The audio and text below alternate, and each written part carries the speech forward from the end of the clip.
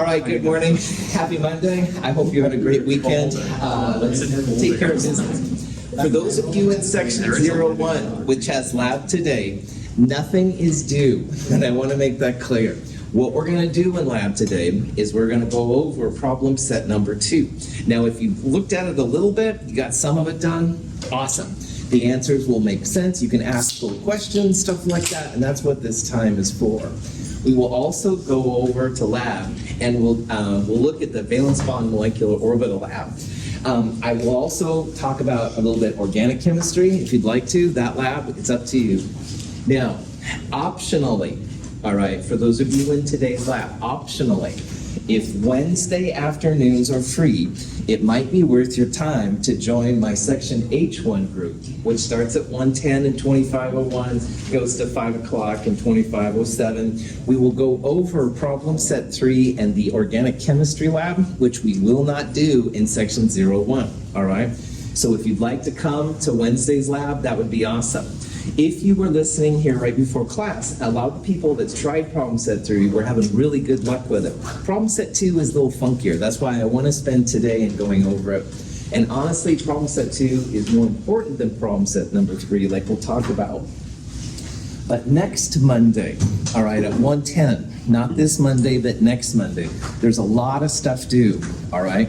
Problem sets 2 and 3, I want to see. Now, problem set 3, like I said, we won't go over. I'm going to judge it on effort. There's a recitation video on the very front page of the lab that you can look at your answers and stuff, and I encourage you to check that out.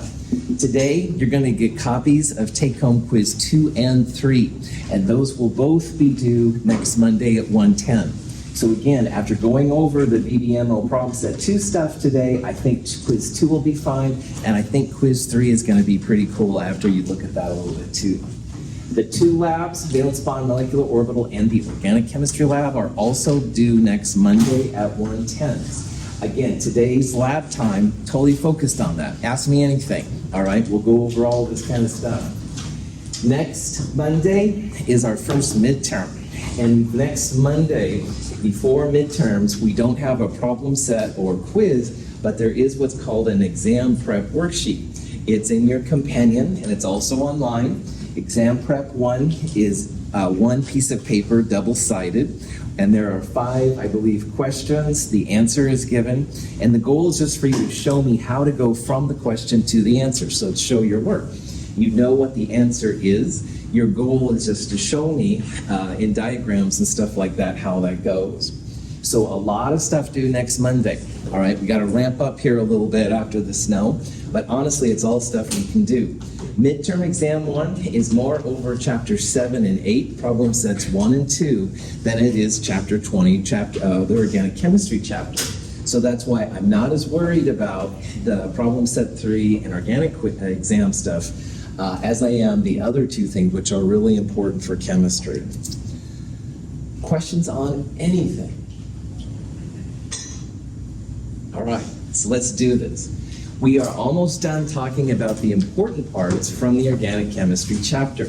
And on the last 2 days of lecture, we've gone over how the alkyl groups can be combined to make the different classes of compounds. So like alkyl groups plus hydrogen makes alkanes. If you have an alkyl group and an OH, it makes an alcohol, etc., etc. We have a couple of more we need to go through here. This one is really wild. This is something that's very unique to organic chemistry. If you have a double bond, like we have right there, you can draw this structure with 6 carbons in a row. And it's called alternating double, single, double, single, double, single bonds. But what's really wild about this structure is those double bonds don't stay in place. They actually move. So these double bonds go to here, and this double bond moves to here, and this double bond goes to here. This is resonance, which we talked about back in the Lewis structure time. So what you end up with is a 6-member ring like this, and the double bonds literally make like a racetrack around the 6 rings. It's a really weird thing. This is called resonance. It's conjugated resonance, which just means you have kind of a racetrack moving around. And there's some really cool things about this compound, but it's quite different than a normal compound with just double bonds or single bonds. So if you have one of these compounds that can make a ring of these double bonds happen, it's called an aromatic compound. Now, aromatic in the real world means it has a smell to it. This is a different kind of an interpretation of aromatic. Just like alcohol in the real world is usually drinking alcohol, but there's a whole class of them. An aromatic compound is just a compound where these double bonds kind of chase each other around. You can actually measure the electrons going around there with different instruments. It's really cool. Now there's a whole bunch of these compounds, but we're just going to focus on the basic one, which is called benzene. Benzene is 6 carbons and 6 hydrogens. And the carbons are literally like in this 6-membered ring, like a row. Every carbon has 1 hydrogen, and then every carbon officially would have then looks like a double and a single bond. But because of this resonance, you have a single at first and a double then, and a single and a double. So you actually end up more with like 1.5 bonds. It's a really wild structure. There was nothing like this in when I took the Chem 221 to 223 sequence. There was nothing like this at all when I went into it. These pictures show the sigma bonds right here, the pi bonds, and then both of them right here. Now, sigma bonds are literally like handshakes that go across. So if you don't mind, I'm going to use both you guys here. All right, good old Donovan, having a single bond. Good to see you, Donovan. This is like a sigma bond. All right, it's above and below. But what I'm going to do, if you don't mind, Jacob, shake Donovan's hand. This is the sigma bond. Pi bonds, which we didn't talk about as much as I wanted to, literally like electrons above and below the sigma bond. All right? So my hands, this is 1 pi bond, all right? They're the sigma, this is the pi. I like to think of this as like a sandwich, all right? This is the meat, vegans. This is whatever you put in your sandwich, meat, whatever, in the middle, and the bread is like the pi bond above and below. I appreciate it. So what we're seeing here then is this crazy benzene, man. It has like a shield of electrons over it, all right?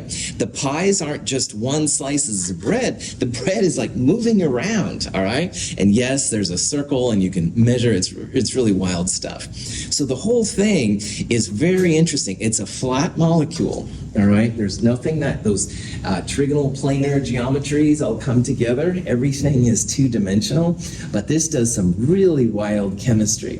It's because of these delocalized pi electrons, which is the electrons kind of chasing themselves around the place. So if you hear about benzene, all right, on one level, it is just like a bunch of double bonds, all right? But unlike the other double bond things we saw, like on Friday, the alkenes, these are totally different, and their reactivity is strange. Really, really interesting what the ring is possible of doing. Questions? So the ring is really popular and important when it comes to organic chemistry. Oh, what is this? If I'm dating myself probably at this point, but there was a really cool movie about the ring and stuff, and it was, if you're not into horror movies, don't even think about it, and the Japanese version is much cooler and stuff like that. Or, welcome to movies, may I take your order? Yeah, see, give me one utterly delicious milkshake, skinny calf, and quarter of onion rings. Thanks. One ring. One ring to find them. Jesus. What ring should bring you? And in the darkness find them. Yes, Sue! How many times? Well, 3 for fellowship, 2 for towers, 4 for return. 5 for return. All right, look, there's only one return, okay? And it ain't of the king, it's of the Jedi. Star Wars geek.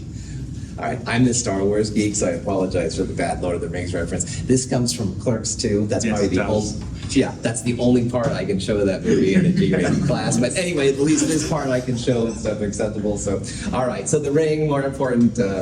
All right, let's actually get into what the ring could do in chemistry, perhaps, and not in silly media references. Now, benzene, like I said, this weird alternating double single, double single, double single. So if a normal CC single bond is about 154 picometers in length, pico is 10 to the minus 12. It's a really small amount of measurement. So they're not very long, but this is longer than a double bond. And like I said, and I won't do it to poor Donovan again because he's been my good buddy down here. Hey Donovan, what's going on? Single bond is pretty long. Donovan, haven't seen you forever, and I double handshake him, I get closer to him. So single bonds are longer, double bonds are shorter, a triple bond would be shorter yet, all right? But in a benzene, you have something kind of in between, all right? Because we don't have doubles and singles, 134s and 154. All the carbon-carbon lengths, 139. So this is because of resonance. You don't have doubles and singles. Each of these, roughly 139 picometers. So if this is a bond order of 1, and this is a bond order of 2, and if benzene resonates, so you don't have doubles or singles, what do you think chemists would call the bond order? Would it be 1, 2, or 1.5? That's right. It'll be a mixture of the two together.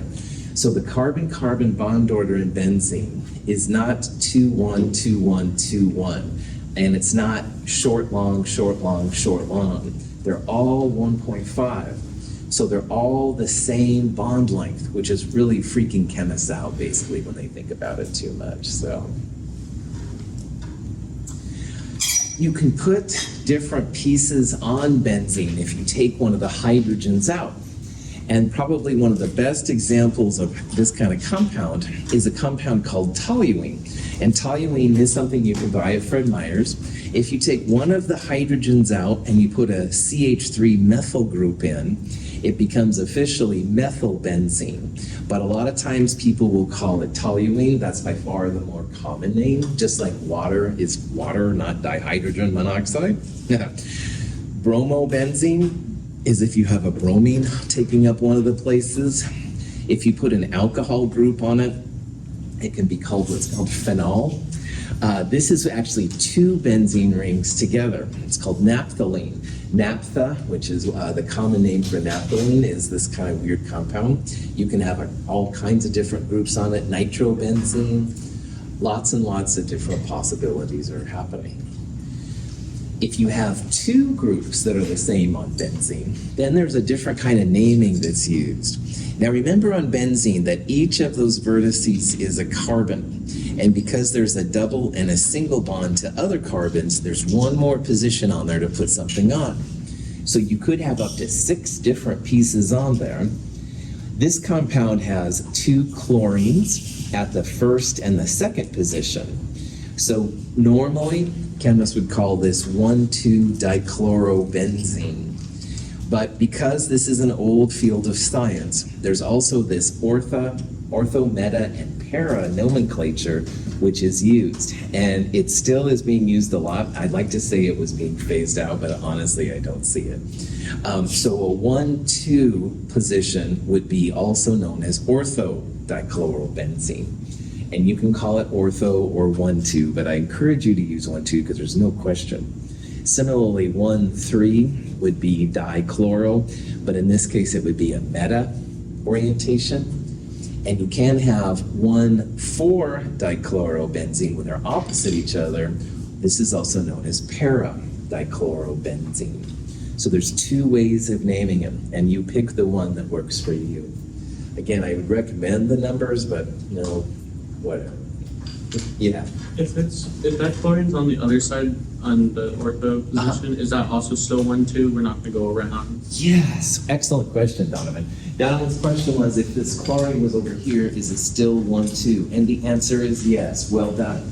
When you're numbering these things, because we have a clock, all right, it's easy to think clockwise. 1, 2, 3, 4, 5, 6, like that. But Donovan already figured it out that chemists are obsessed, like we talked about earlier, smallest number, longest chain. If the chlorine was right here, numbering it this way, it would look like a 1,6. You're right. But none of them figured out that, hey, wait a minute, we could rotate the compound around or count counterclockwise. Why not? Heck yeah, we count left to right and right to left, so why not do clockwise, counterclockwise? So you're right. So 1, 2 would also be listed like this, just like I've got it here, 1, 2. Well done. You don't have to have high noon as the first spot either. So you could have a chlorine right here and right here. That would also be a 1,3 compound. So this is just things to think about when dealing with crazy benzene. Benzene's a fascinating compound.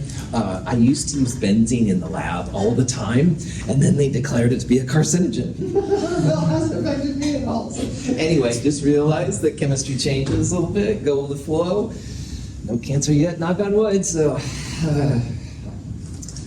Anyway, brought that back on a little bit. Questions? Okay. 2 more families I need to bring up, because these are compounds you have seen and you will see. And I know you're this time you're sick of these. And anyway, carboxylic acids. In chemistry, acids and bases are great sources of energy. All right, it doesn't matter if it's inorganic or organic or anything.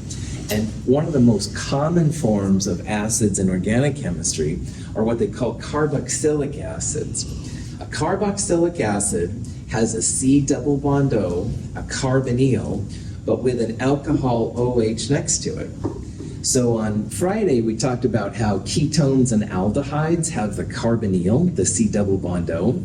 We also talked about how alcohols have the OH off of it. This is neither an aldehyde, ketone, or alcohol. This is a carboxylic acid. If you have this COOH group right next to it all together, there's a lot of cool chemistry things you can do with them. So the simplest of all the carboxylic acids is when you have one carbon. And like we've seen in other types of things, if you have one carbon and it was an alkane, it would be methane. But this is not methane, obviously. This is a C double bond OOH, a carboxylic acid. So they take the E off methane and they add oic acid. So methane would become methanoic acid as a carboxylic acid. If you had a CH3 right there, there would be 2 carbons like ethane. You would take the E off, add oic acid. Ethanoic acid would be the name of that thing. Formic acid is the common name for methanoic acid. It's not as common as some of the other ones, but it is something known. The first position is always the carboxylic acid. That's the important part. So notice in this compound right here, this is a carbon. 1, 2, 3, 4, 5, 6 carbons are listed. This could also be conceived, you could think about it like as a 6-hexanoic acid, where the carboxylic acid is off the last carbon. But this oic acid, this carboxylic acid, is important to chemists, so that carboxylic acid is always the first carbon. So this would be hexanoic acid. This one right here has 1, 2, 3, 4 in the longest chain. That would be butane if it was an alkane. But, oh, it's a carboxylic acid, so we'll call it butanoic acid. This one has a methyl group right there. So remembering that this is the first carbon, this would then be 2-methyl butanoic acid.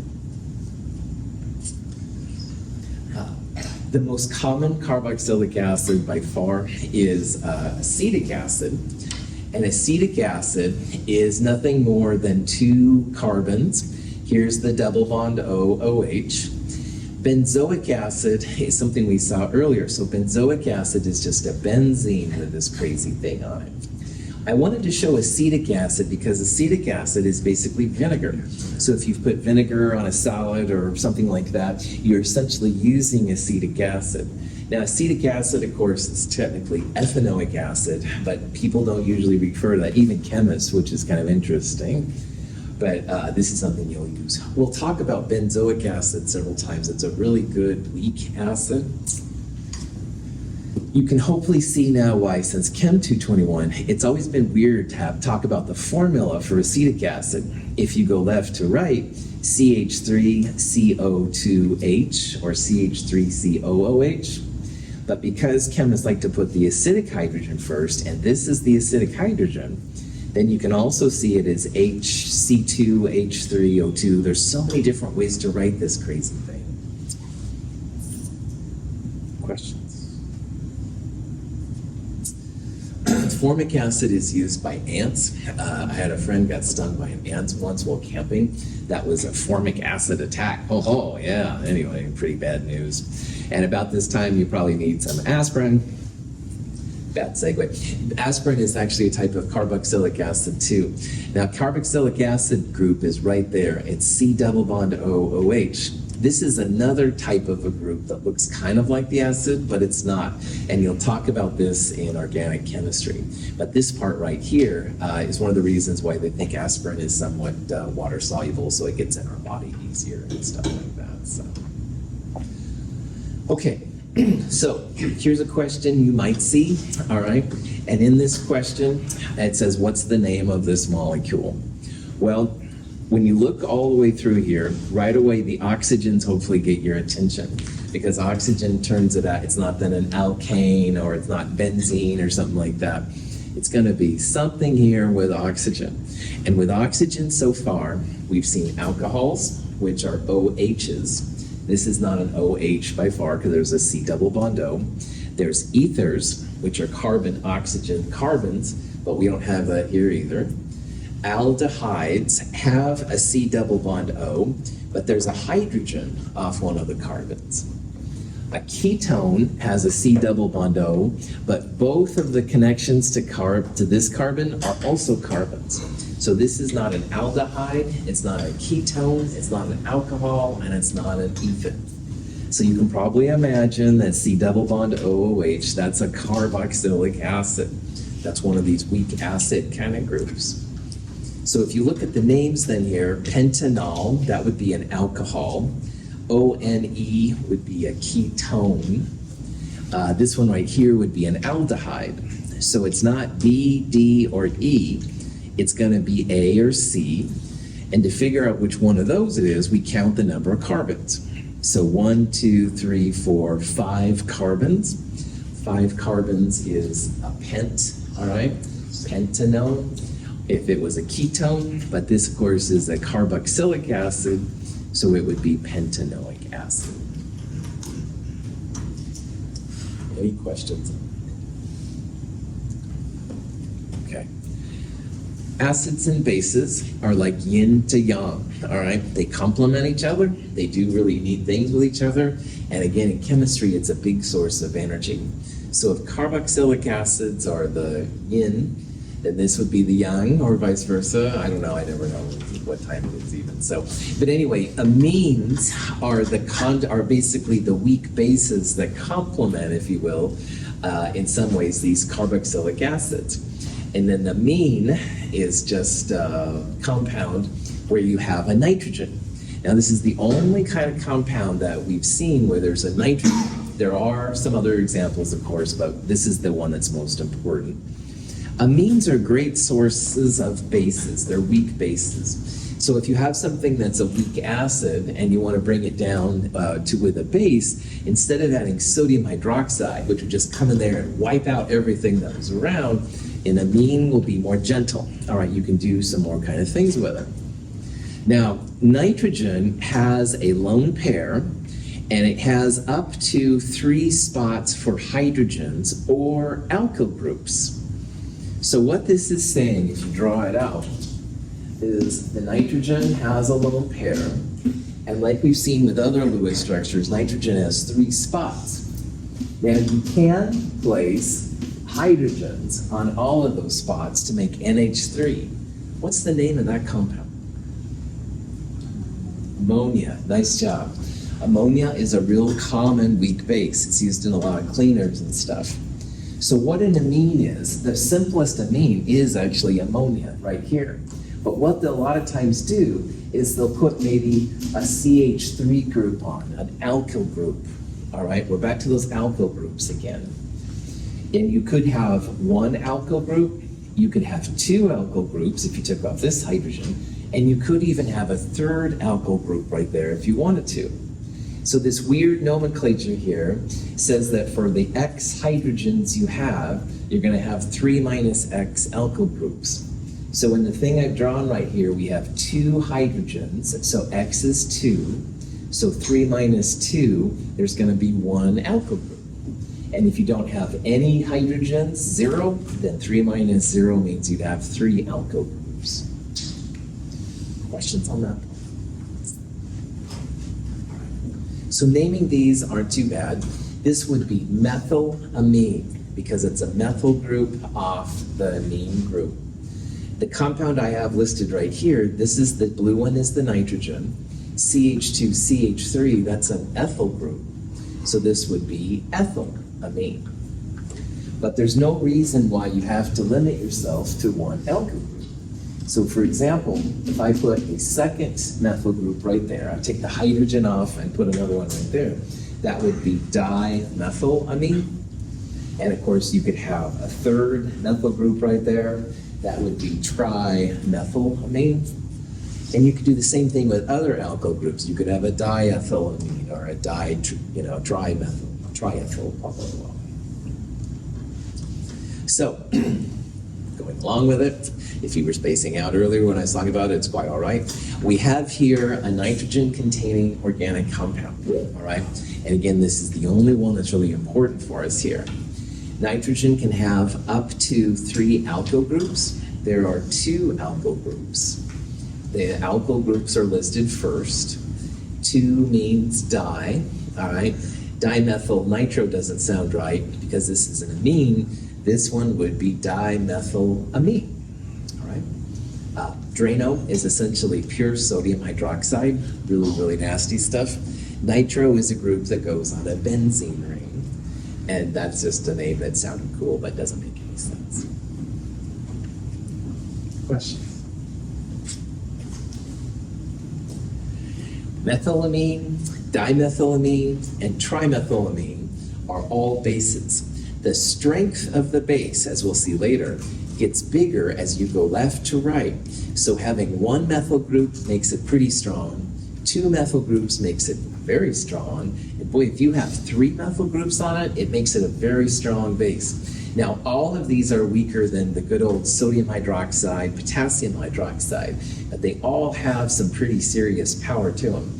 If you want a strong organic base, trimethylamine is one of the strongest ones and stuff you can get to. But I'll be totally honest, I always hated working with amines because they just stink. Now, some of the compounds we've been through, now of course everybody smells differently too, by the way, but some of the compounds we've been through aren't too bad, all right? Somewhat pleasant. I don't want to be in the room with them all day or anything, but not horrible. But man, some of these just stunk. Cadaverine, literally. Yeah, you know where this is going, man. The body, when it breaks down, begins to make some of these things, and that's one of them. Oh boy.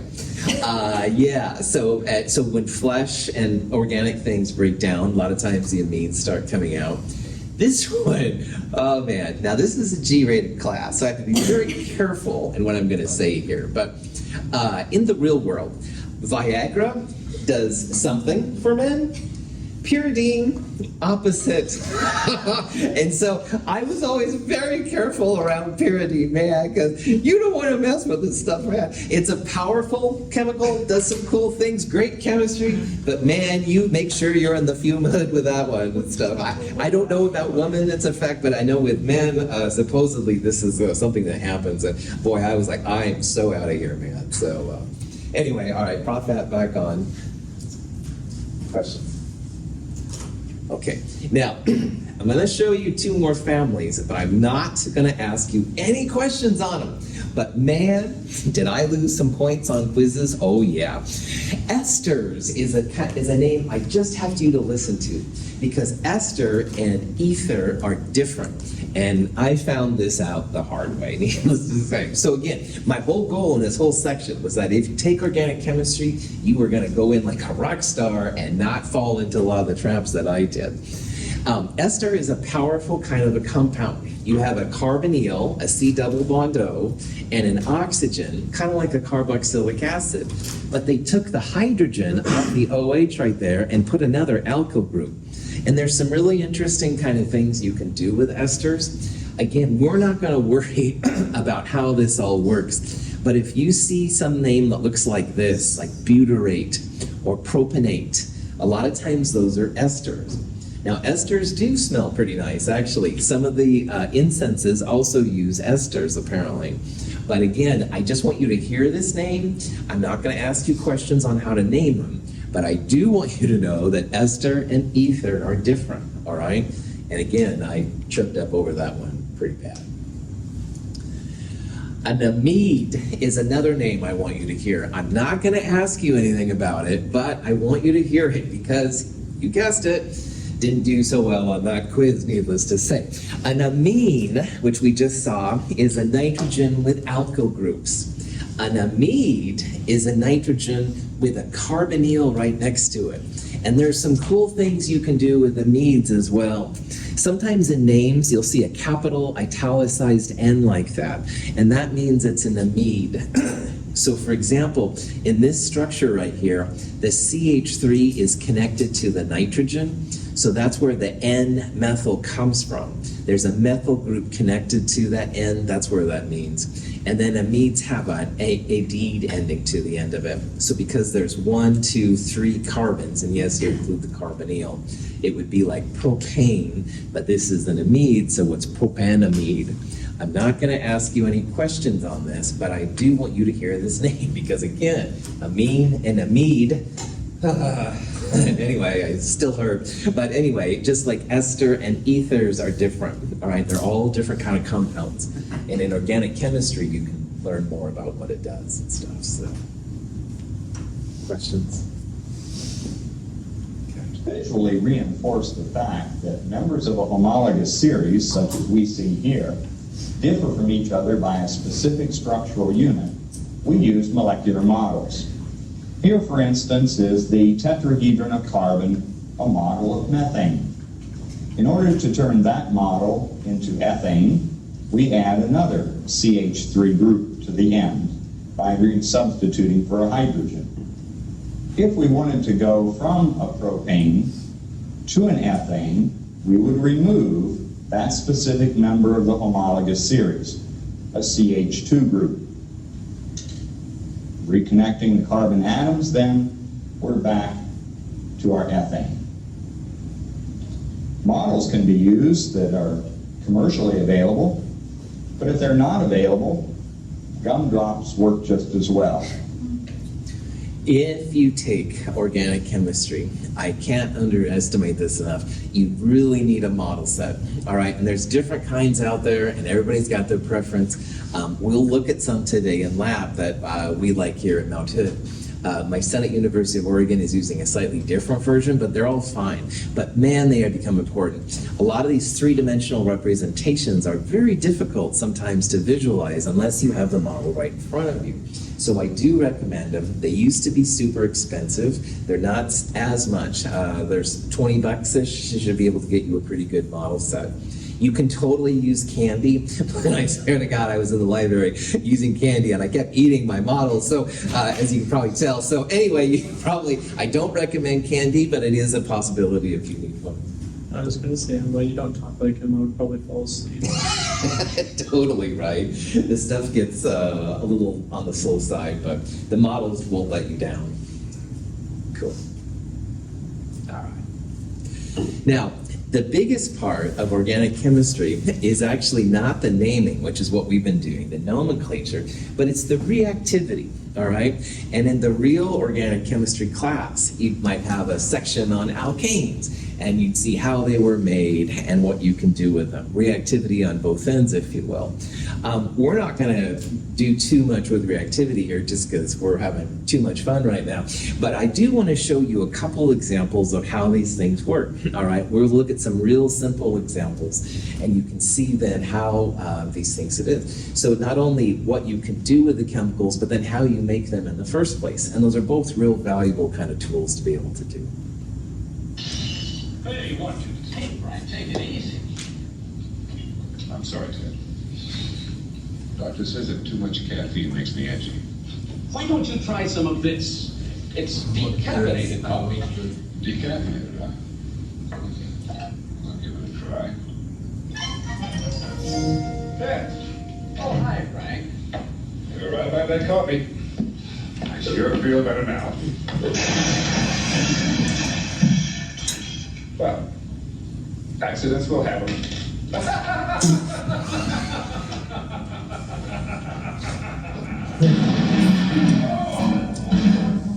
This is for Donovan as much as anybody else in here, but in this case, which was from the Naked Gun series, by the way, which is a part of the whole thing. Anyway, it was so fun. He shifted to decaffeinated coffee, and he was feeling better, but then he kind of went a little crazy. So yeah, caffeine. But anyway, Donovan looking even more than anybody. Seriously, what's important about this is like having a chemical withdrawn from your body or added to the body, of course, has a huge difference in stuff and what happens. So it's good to know how each chemical reacts in your body. Now, first kind of reaction we're going to look at just very, very briefly is what's called an addition reaction. And if you have a compound which is unsaturated, which means that you could put more hydrogen on the compound if you wanted to, then you can have an addition reaction. So earlier on Friday, we talked about an alkene, which was a double bond carbon. And if you add hydrogen, you can break that double bond, turning the double bond into single bonds, and add more carbon. Now, hydrogen works well, but you can add any diatomic. So bromine, iodine, HCl, water would be H and OH, anything like that is fine. So here's a carbon-carbon double bond, and this is called an unsaturated compound, which means you could have more single bonds. And if you add bromine through what's called an addition reaction, the bromine adds on the double bond. So it turns the carbon-carbon double bond into a carbon-carbon single bond. And because, again, carbon has to always have 4 bonds, one bromine goes on the left, one bromine goes on the right. This is how you can make 1,2-dibromoethane, which I know is just what you wanted.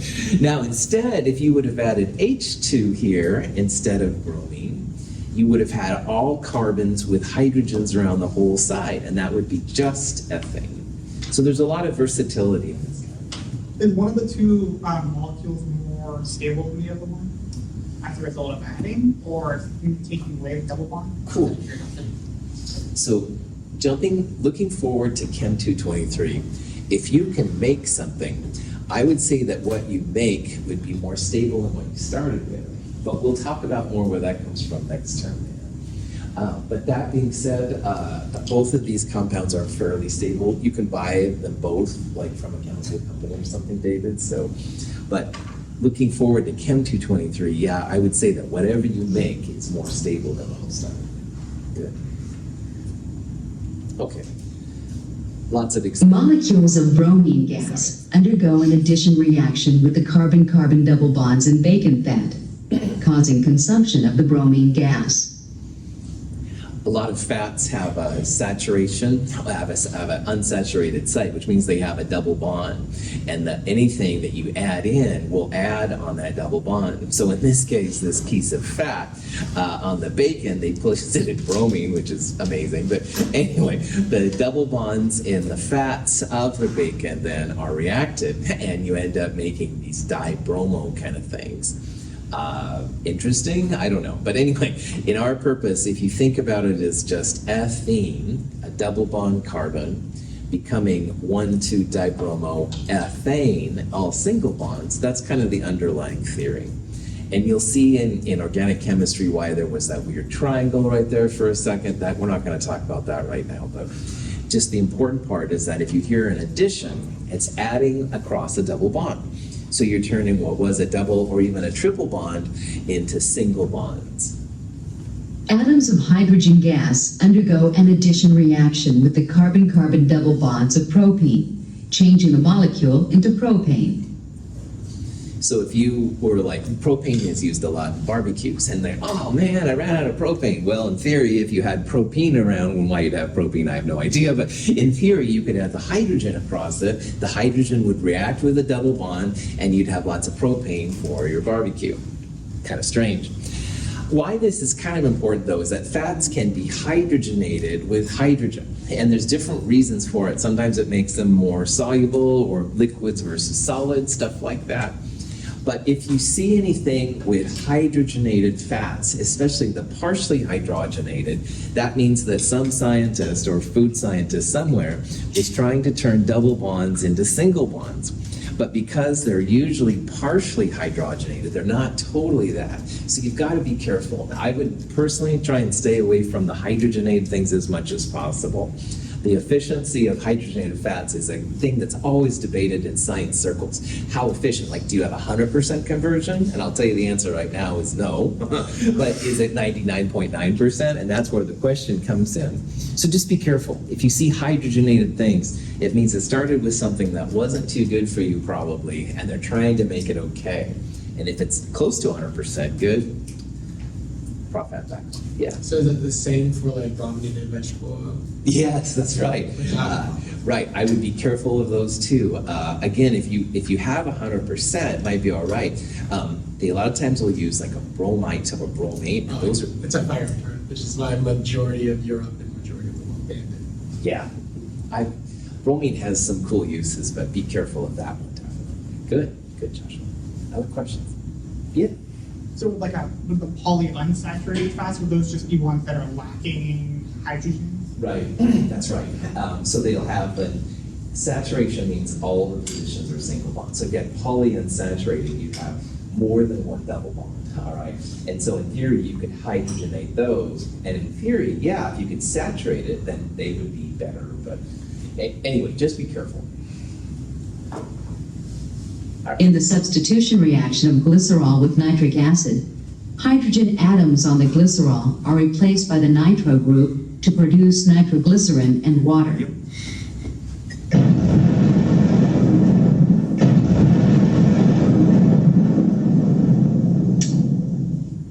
When our lab stockroom collects our waste from chemical labs, they have to make sure that it's not acidic. Because if you have acidic things with acid, with different organic chemicals, a lot of times there's lots and lots of unstable things that can happen. And this is just one where I get to show this cool reaction of an explosion. But nitroglycerin is when you have a glycerol, and a glycerol is a triol, three OHs. And what happens if there's a little acid, like nitric acid, the nitro group attaches to one of the oxygens. And this is a pretty unstable group. Nitrogen dioxide can come off. And if you make lots of gases, as we're going to see in the next chapter, have volume, and they tend to create pressure.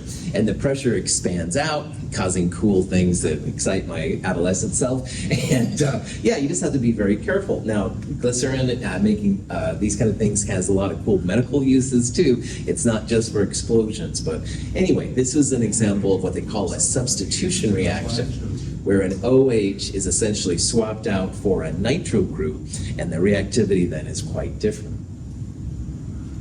In the reaction of 1-propanol and sulfuric acid, a hydroxyl fragment is eliminated from the 1-propanol to form propene.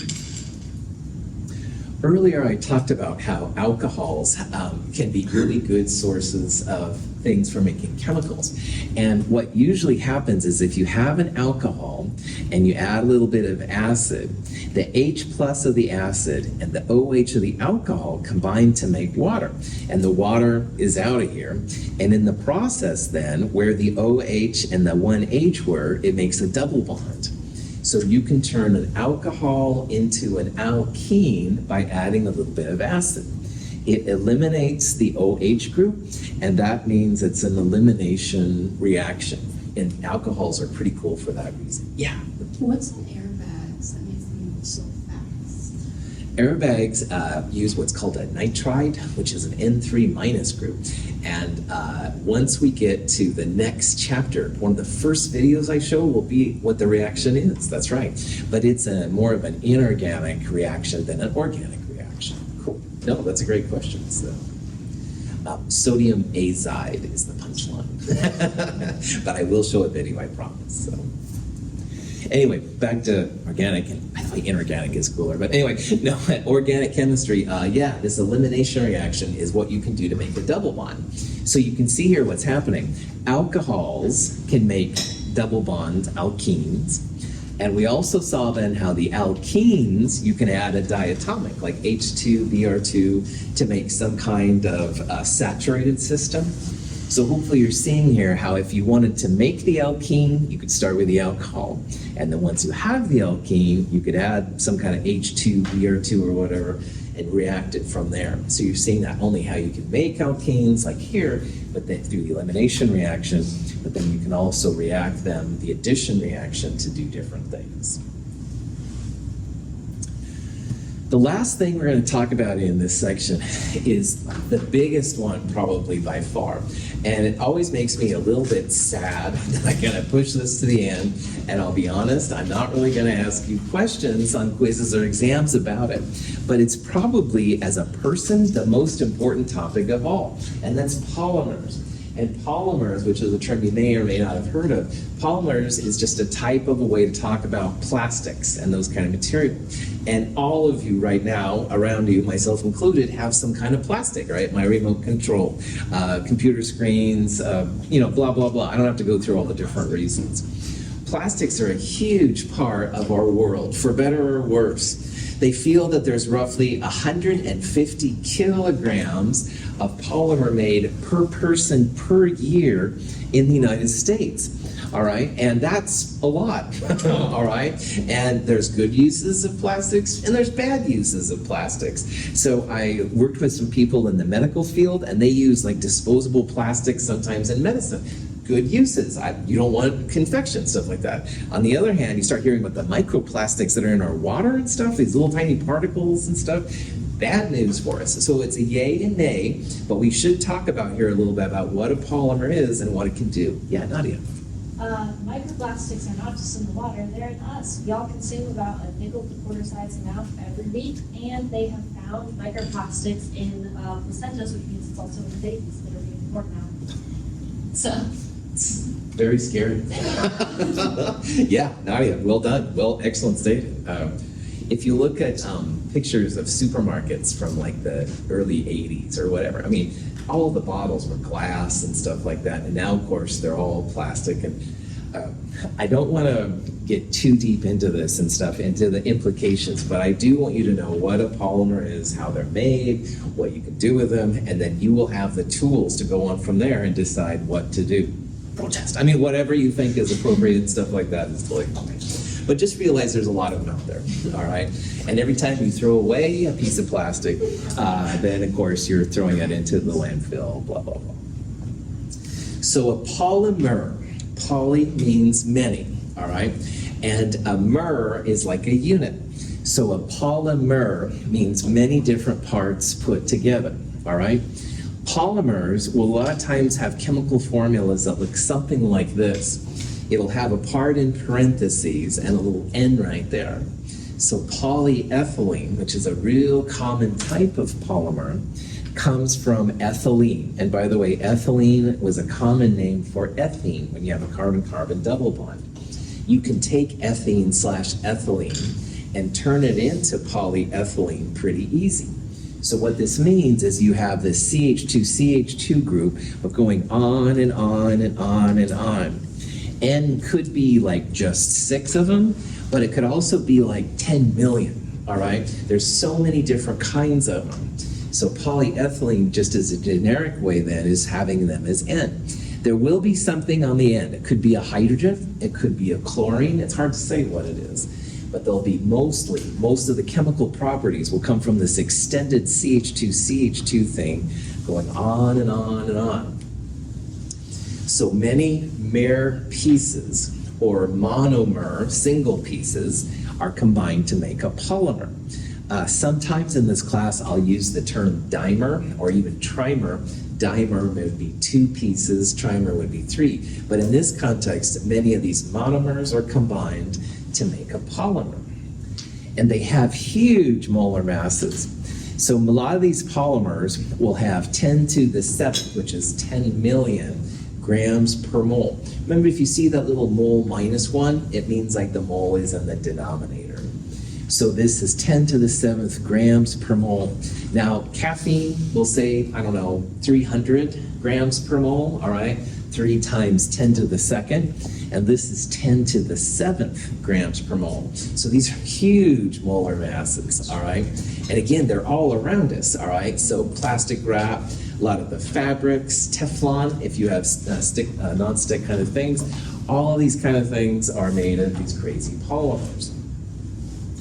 They're usually made through addition and condensation reactions, and I'll show you some of these just as informational on Wednesday. But again, you don't need to worry about any of these for quizzes and exams, stuff like that. Questions? Okay, I'll see you at 1:10 today. Nothing is due today. The more you do now, the less it will be done later. Have a great day.